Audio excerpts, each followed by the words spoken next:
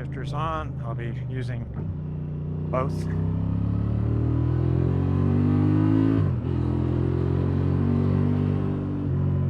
It upshifts quicker when you use the clutch. There's a transitional period. Oh. Traction control kicking in. Downshifting, however, takes your hand off the clutch really nice. Once you get used to it, you really miss it.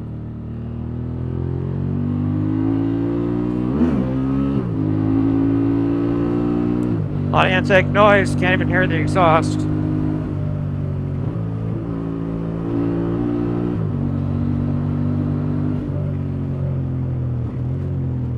Feels pretty grounded because it is bumpy.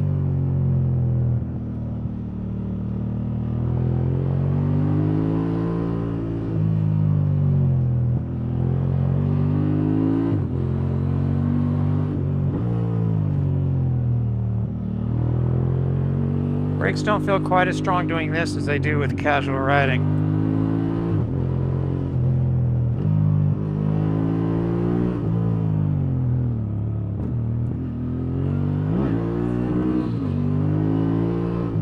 Should have turned that off. Takes away some of the fun.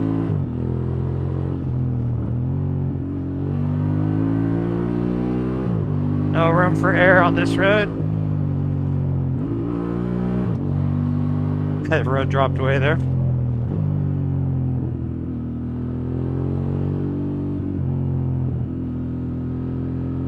Drag the back brake, keep the back end stable there.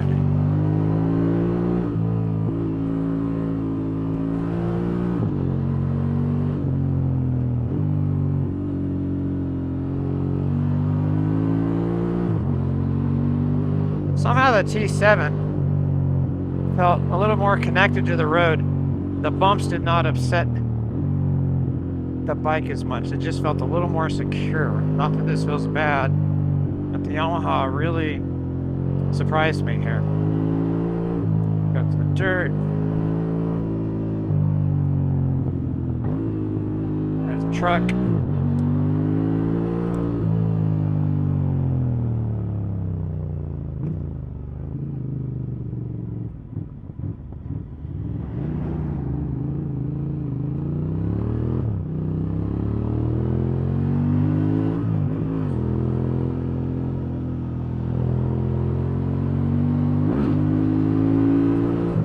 Clutching it did give me a good boost there.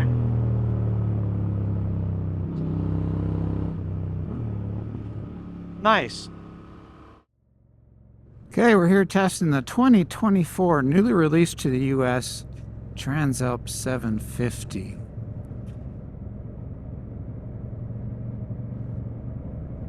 And we've got a lot to say about the Honda because it might not be quite what you expected. But first, starting with the suspension. Well, let's start with the engine. 755 cc's. Called a 750. Parallel twin engine. 11:1 compression ratio. Fuel injected, of course. With tons of engine modes. Some ABS and torque or traction control as well. Actually a lot. Nice gauges, kind of hard to use. If it was bigger, probably buy this, could see it better. But we'll go through all that stuff.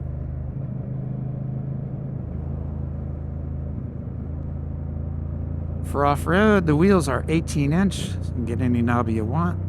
21 front end. You can get any tire you want for that as well. So that's all good. Spoke wheels, off-roadable, tube tires.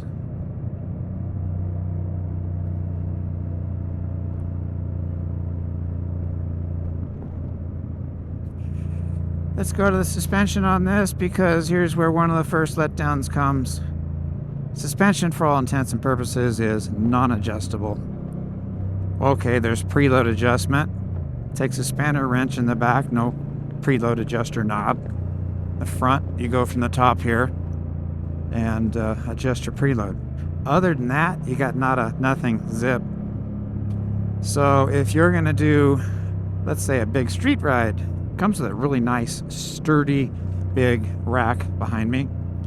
Hold a lot of stuff, bungee a lot of stuff to it, whatever. But if you go doing that for a long, say, street trip, you're going to be changing the bias of the bike, how the bike is weighted, and you're going to need to set the preload. And there's no knob to do that. It's all going to be manual. Throw a passenger on, no quick way to adjust it. You're going to have to do the same thing. Spanner wrench, adjust the preload, or the bike will not be at the proper attitude. If you're going to go off-road, well, no quick adjustments there, no rebound, no compression damping. You can't dial it in the way you want for off-road.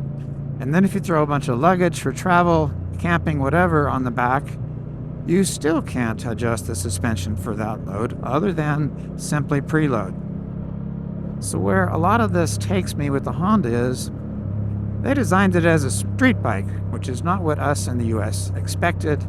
That's not what the heavily touted, heavily promoted, heavily off-road biased promoted Africa Twin showed us. So I think virtually everybody was expecting something really good off-road, and then the Honda quality and touches to boot on top of that.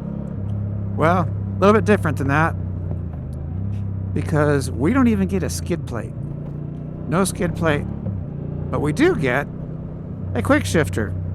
And that is a street-oriented item that we don't need off-road. So what does that tell you about Honda's intent? Honda's got incredibly capable, knowledgeable, wonderful people. All the things on this bike I'm going to mention, they're on purpose. And one of the things they did is they undercut the price. Not undercut, sounds bad. They came in at a price lower than the Japanese competition. The Suzuki V-Strom 800, the T7 Yamaha, currently as released, it's basically $10,000, $9,999. Remember, non-adjustable suspension, no skid plate. It's to have the quick shifter, but please give me a skid plate instead of that.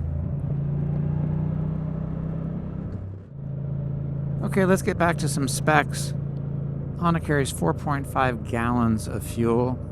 I believe the Yamaha is 4.2, so it carries more. The gauges here, all digital, no mechanical, color. There's 4 separate screens and completely different looks you can set to, which is great. You can change the background. This is like the gray, there's a white, there's a black. There's a brightness. That part is really cool. This is my favorite screen. It's got symbols over here, these circles for, you know, traction control, torque control as I call it, the power setting and everything else. We're currently in sport. You change the mode right here. Sport, standard, detunes it quite a bit. Rain detunes it horrifically. Gravel changes everything, not the way we'd have it. And let's just go on to user here, which you have to go into every time you want to turn the ABS off. So what you do is you chop the throttle, it'll put that mode in. It'll blink until it does. Or you can be stopped, it'll go right in. So you can go to a screen and set everything on user, but there's one glaring problem. When you turn traction control off, or you change the torque setting, it resets. It doesn't hold it. The whole idea behind user was to set things the way you want them. Just go to user, you're set. Well, that's not the case, particularly with ABS for going off-road. You can set the power all the way up and everything else you want, but it doesn't retain everything, which is mind-boggling. Let's get out of user. We'll go back to sport. So it's hard to talk about the Honda without just testing it, reviewing it, talking about it as a street bike, because it is primarily a street bike. A very nice street bike. Very good street bike. It steers well. Stock suspension is, on a lot of little rough stuff like this, it's smoother than the Yamaha T7 is in stock form, both of them.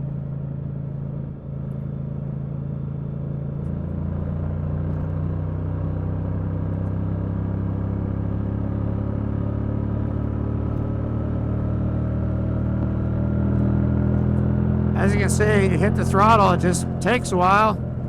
Unless you want to downshift like 3 times, then it's fast. Okay, let's get back to the street side of things since this is the street portion of our test. Back to the accessories. Windshield. They make a touring windshield, and I've got to think it'd be really nice.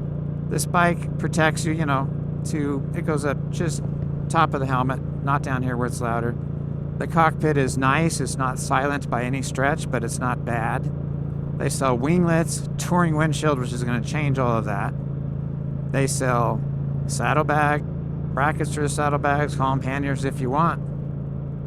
We've got LED turn signals, LED lighting. The headlight on this is very good, as is the headlight on the Yamaha. They're a little different, but they're both really good.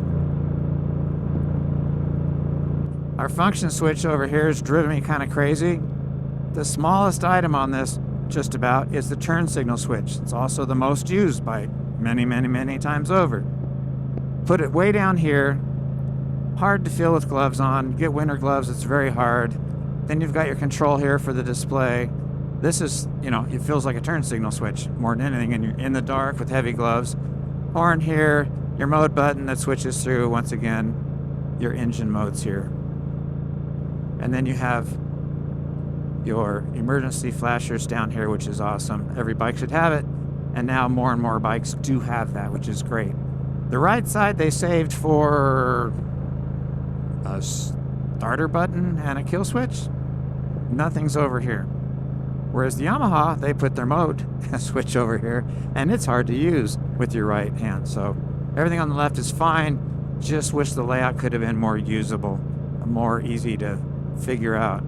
One of the things that drove me crazy, riding it at night, first time, I could not find high beam for anything. I'm pushing all the mode buttons, the horn button, everything down here where high beam normally is.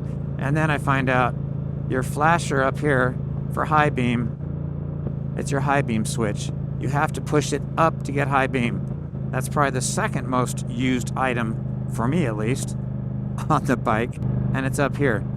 So when I get some sun on there, I'll show you. You have to reach over, keep your thumb here, move it off of the normal position, move it up here, and hit up. Car comes, turn it down, you gotta be there. Up and down, car comes. I ride with high beam all the time, except when cars are coming. It's just much safer, just a better way to be. But that, not my favorite move there either.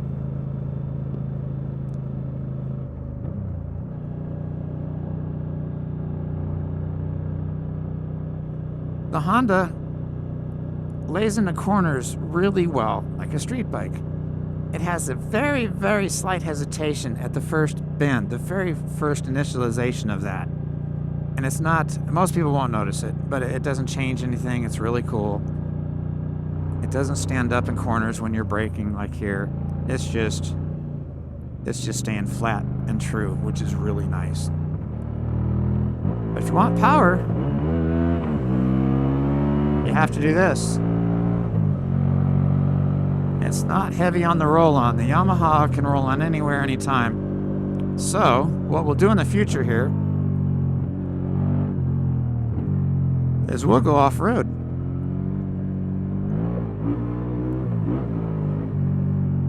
Okay, just kidding. We're not doing this yet. We're sticking on the street.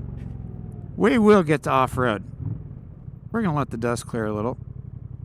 And both Yamaha and the Honda can turn on a dime. You can do circles. They're really nicely balanced. If you're good at this kind of thing, it's easy on these two bikes. Even the Yamaha being tall, same thing. But very nice. So parking lot manners and all, excellent. Let's talk about that as we go back to the street. First item for anybody looking for either one of these bikes, or the Suzuki for that matter, is going to be the height. That's just such a big thing in motorcycling. It's been brought to me more than ever over the last year. It's huge.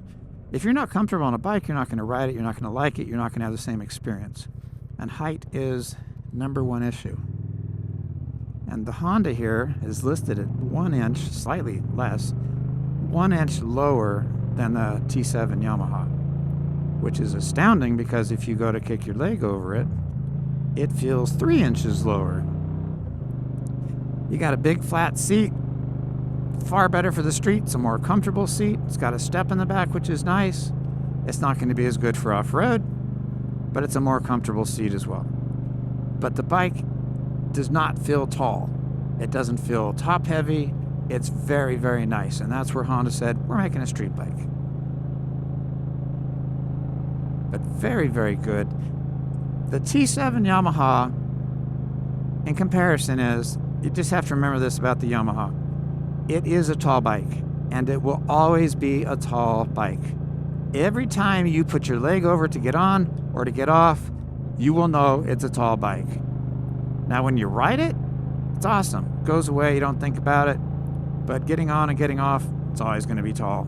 It has a top-heavy feel, especially the first couple times you get on one, just sitting there like in a showroom. But when you ride it, you forget about that. The Honda here, it just feels like a accessible street bike. It's lower. So if that matters to you, don't get a T7 if height matters that much to you. If you're an off-road rider and you don't care, you're used to long travel suspension, off-road bikes, hey, go for it. But just know that, because it's a huge difference. I think that's where Honda is going to sell so many bikes based solely on the fact it's not tall. And I think they know that as well. Flowing through corners, I mean, I'm not going fast. It's just stable, nice, good handling, precise. Now the gauges here, what I was talking about, they have, 4 screens, the back color, the lighting, it's all accessible and changeable, and it's not hard to do. Now, other items, here's your gear indicator. First bike I can remember that tells me the exact date, not the day of the week, but it tells me the year as well. I don't need all that, but nice touch, but it's tiny. As your clock is up here, way too tiny. Give me a bigger clock. That's what we're going to use more than anything. Coolant temperature up here, not bad. I don't mind it being small. It's there if you want to see what you're traveling when it's cold, you're traveling when it's really hot. You can keep an eye on it, so that's really nice. Digital fuel gauge here. Once again, I said 4.5 gallons. When you go onto reserve, the low bar starts blinking, and then it starts counting up how many miles you've gone since you hit the reserve mark. Tons of warning lights on the sides. Wish it were easier to use, particularly all the settings, and I wish they held the settings verbatim. That would be nice. Gear indicator could be bigger, no big deal. Now the bottom here, you've got all these lines, and they call it pages. You've got 4 pages of items. First one is kind of generic stuff, and you can change what's in there to a degree, like instant fuel mileage, your average fuel mileage. There is a reading that tells you every time you start the bike, as it's running before you turn the key off, it tells you how long has elapsed since it's been turned the key on. Okay, back to the screen. You go to more pages. One of them's for trip 1, and it'll give you all the readouts for trip 1, which incidentally, when you fuel up, it resets all of trip 1. So you fill it up, you go to write down what the mileage is, it's gone. So trip B is another page. I'd be resetting that, because you can always go back to that, do fuel mileage and so forth without it resetting automatically. So there's a number of items. The manual shows what you can change, and you can change the screen pretty much the way you want it.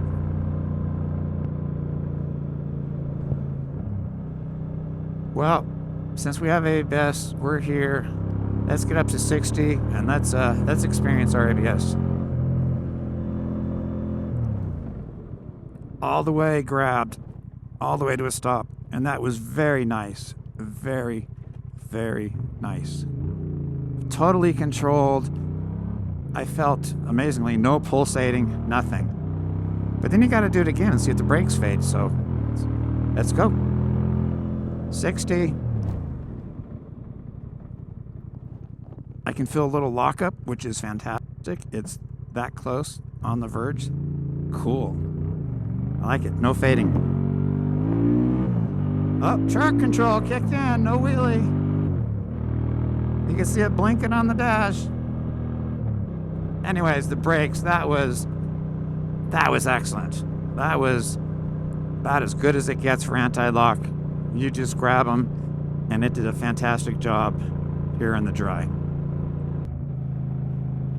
The Honda, low end, mid-range, they're not anemic. It's not like they're not there. It doesn't fall on its face. The fuel supply is good, clean. It's just not strong. The power really comes in. It comes in a little earlier depending on where you are and what gear, but 8,000 RPM. I don't want that in an adventure bike. A street bike, a more aggressive street bike, okay, I'll take it. This means on the freeway, 80 miles an hour, legal limit. Tenere 700, smaller bike. You turn on 6th gear, turn it on, it goes. 5th gear, 4th gear, yeah, it just gets better. On the Honda, and I'll try to demonstrate this, at 80 miles an hour, 6th gear, you roll in the throttle, and it just kind of goes like it's probably going to do now. Well, it's starting to get there. It's clean. And then if you downshift another time, guess what? It's stronger. It's just not in the power band. On the freeway, I can downshift 3 times, even 4, to get into the power band, say if I needed to pass a situation, a car, or something. I have to downshift that much to get into my power curve to have really fast acceleration, which is kind of a waste of the potential of the engine. And off-road, hey, you want low and mid-range more than anything. So once again, does that tell you what Honda was thinking? They were thinking street. But I'd still take the low end and the mid-range on the street versus 8,000 RPM-ish. But the bike flows really well. Got downshift to be in power range. Still not in it. Up there in the RPM, it's fine.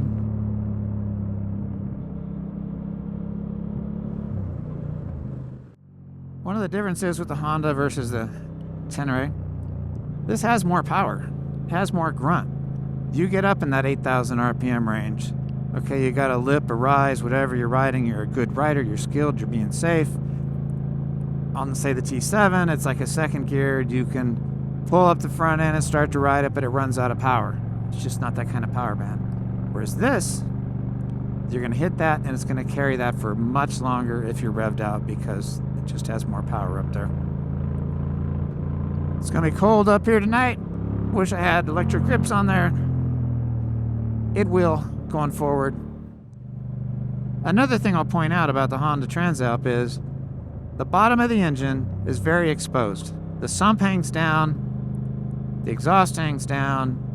I don't even want to go on a slight, smooth, wonderful dirt road until I have a skid pad on here to keep the sand from sandblasting the exhaust and the engine cases. I just wouldn't do it. I'd order skid plate the day you'd order the bike. And we will be doing off-road, and we will have that on there before we do so. Probably have heated grips on by then. They haven't come yet, though. We'll see. Oh, let's talk about temperature in the dark here. Yamaha and many, many other bikes nowadays, they have the ambient temperature readout. Tenere 700, it's awesome. That's where I leave it. I can see what's happening. I can get into high country where it's cold, different parts of the year. I want to know if it's 34 degrees. I want to know if water, wet, anything that looks wet on the ground could potentially freeze in addition to just being slippery. It's a great feature. Also lets you know how hot it is and you're pushing it when it's 115. But, that said, the Honda was so much more in the way of instruments and controls and numbers and everything.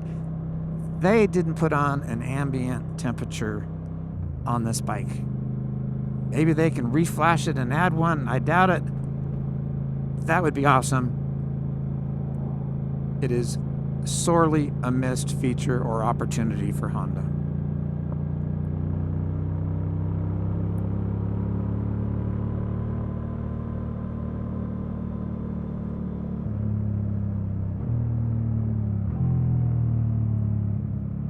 Shifting on the Honda is really nice. really smooth. Here, let's do the quick shifter. Quick shifter. Nowhere can I find anything on how to use it, so I'll tell you how to use it. To downshift, off the throttle, hit it. Shifting up, different story. If you're mid-range, you're cruising like now, it's a big surge. Like now, watch, I'll do it. Well, not a good examples. It's made for doing this and going up. Then it works.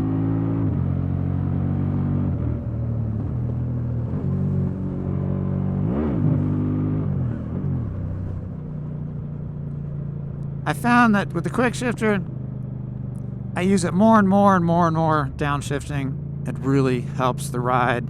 Less to do. It's very beneficial and nice, and it works great. Upshifting, if you're not going fast, there's a big surge. So you have to be holding the throttle steady, not off. If you let off and do it, it's clunky.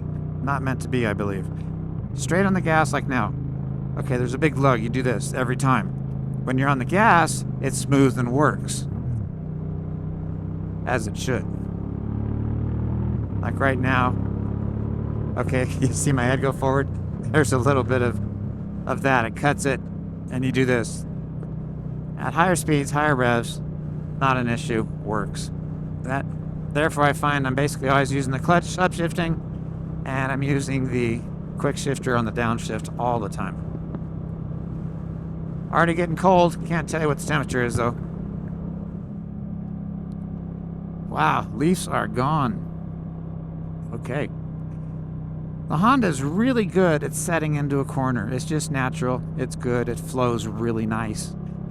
When you go throwing all that gear on the back, you're upsetting the bike. It's not going to be the same exact settings. That's when you're going to want to go take your wrench, bump up the preload on the shock so you keep that attitude the bike comes with, so you keep your good handling. Don't do this, I loaded it, it goes to that, and the steering is wallowy and everything else. Don't do that to yourself. Please take the time to adjust the preload so you keep the proper attitude and your suspension works correctly.